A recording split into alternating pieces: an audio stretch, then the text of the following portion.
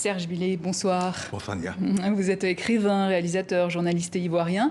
Et c'est demain que sort en Côte d'Ivoire votre dernier livre, Marie-Thérèse Kennedy et moi, aux éditions Kofiba. On va naturellement s'arrêter sur la couverture de votre livre qui est déjà très parlante. On y voit le premier couple présidentiel de l'histoire de la Côte d'Ivoire indépendante, les Houphouët-Boigny, et le couple présidentiel des États-Unis, les Kennedy. Une photo qui représente beaucoup pour la Côte d'Ivoire. Oui, parce que c'était le grand moment de la Côte d'Ivoire, 2 ans après l'indépendance.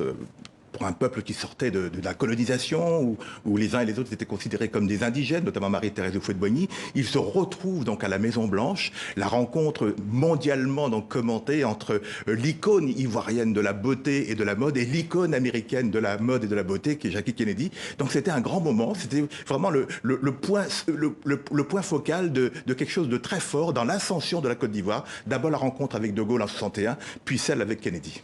Et on est surtout dans une Amérique ségrégationniste, et c'est ce que vous dites, Marie-Thérèse arrive à conquérir les cœurs, ceux des politiciens, ceux des journalistes. Elle est même considérée comme la femme la plus belle et la mieux habillée au monde. C'est tout ça qui vous fascine? Moi j'ai été fasciné, comme tous ceux qui sont nés en Côte d'Ivoire, donc au moment des indépendances, par cette femme.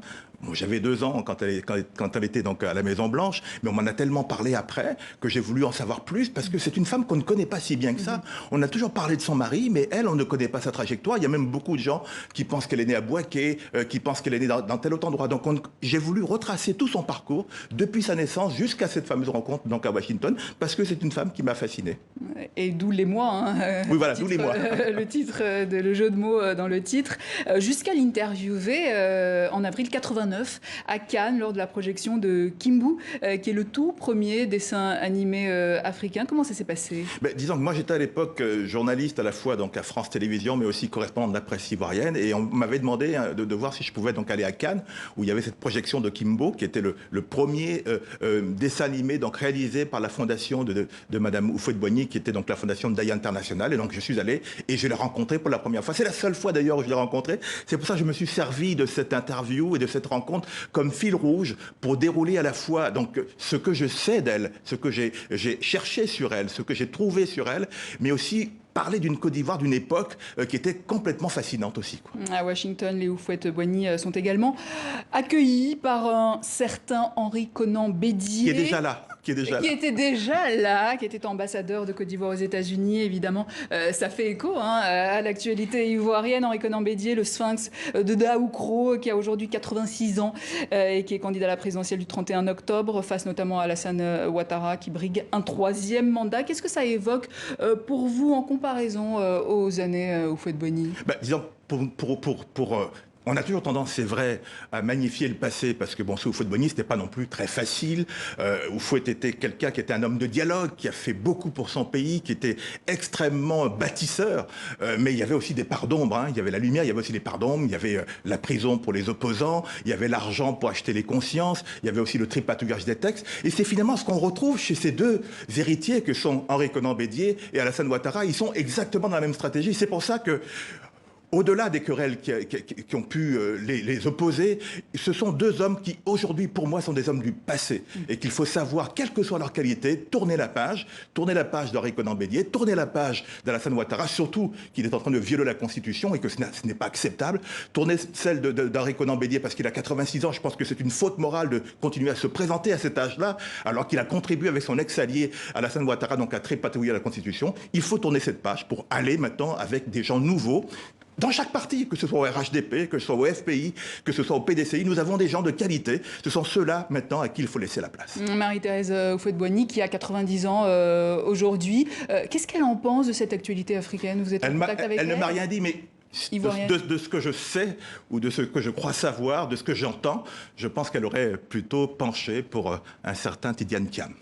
Alors on va revenir à votre livre. Il y a donc cette histoire du couple présidentiel dans la Grande, cette histoire de la Côte d'Ivoire, la colonisation française qui occupe une place importante, la christianisation de la Côte d'Ivoire, l'histoire terrible des métis, début 20e, l'implication des tirailleurs ivoiriens dans les deux guerres mondiales. Avec ce tournant, en 1945, la France décide de récompenser les Africains d'avoir contribué à vaincre le nazisme. Je vous laisse expliquer comment. Donc, bien sûr, parce que beaucoup de tirailleurs africains, et on parle souvent des Sénégalais, mais aussi des Ivoiriens sont partis, sont morts donc, pendant ces batailles. Et là, pour les récompenser, on décide donc, naturellement de pouvoir faire en sorte qu'il y ait des députés qui partent des pays d'Afrique, mais aussi de l'outre-mer, comme Aimé Césaire en Martinique, et qui puissent siéger donc, à l'Assemblée nationale française et participer donc à des lois. C'est comme ça que Houphouët-Boigny fait voter la fin du travail forcé. C'est comme ça que Aimé Césaire fait voter donc, la départementalisation. Donc c'est un renouveau donc, pour les pays africains.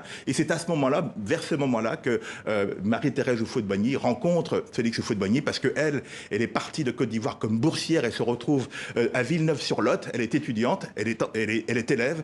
Et c'est à l'occasion d'une querelle qu'elle finit par rencontrer Félix Houphouët-Boigny. Et grâce à une loi qui a été mise en place par le député Houphouët-Boigny qui était à Paris, la loi pour les boursiers en fait, ivoiriens qui sont venus en France, et qu'il rajoute aussi son nom de Boigny. Oui, qui signifie le bélier, c'est-à-dire que c'est le nom d'un de ses parents qu'il rajoute à son nom au moment où il est dans cette bataille politique, et c'est à partir de ce moment-là qu'effectivement qu'on l'appelle Houphouët-Boigny. Alors, il crée là le PDCI, présidé aujourd'hui par Henri Konan Bédier. Il fait voter à Paris la fin du travail forcé également. Il est élu président du RDA, le Rassemblement démocratique africain. Vous revenez également sur la lutte anticoloniale. Félix Houphouët-Boigny qui milite comme De Gaulle pour que la France conserve une part de la souveraineté en Côte d'Ivoire. Le général De Gaulle qui adore Marie-Thérèse et qui est très élogieux. Non seulement il est très élogieux, mais il est très intime, il est très attaché à cette femme, d'abord parce qu'il la trouve magnifique, et puis il y a une espèce de fraîcheur dans ce décalage d'âge entre elle et lui. Et puis donc chaque fois qu'il invite Marie-Thérèse, en tout cas qu'il invite Houphouët-Boigny donc à l'Élysée, il souhaite qu'elle soit là. Et quand elle est là, il invite les autres ministres et leurs femmes. Mais quand elle n'est pas là, les autres ministres viennent sans leurs femmes. Sans leurs femmes.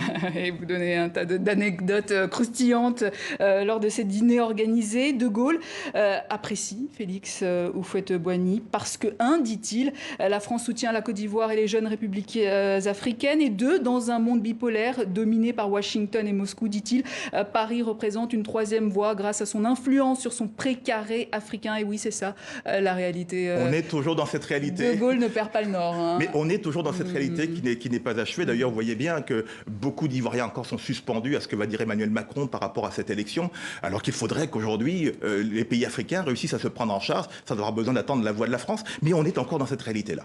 Comment fait-on pour écrire un livre comme celui-ci, avec autant de détails sur Marie-Thérèse Houphouët-Boigny? Disons que d'abord, j'ai appelé beaucoup de gens. J'ai travaillé avec beaucoup de gens, par exemple, pour son passage à Villeneuve-sur-Lot, dans cette école-là. J'ai appelé toutes les vieilles personnes qui existent encore, qui vivent encore. J'ai fouillé beaucoup d'archives en France, aux États-Unis, en Côte d'Ivoire. Et naturellement, à partir de là, il faut recouper chaque détail. C'est pas facile.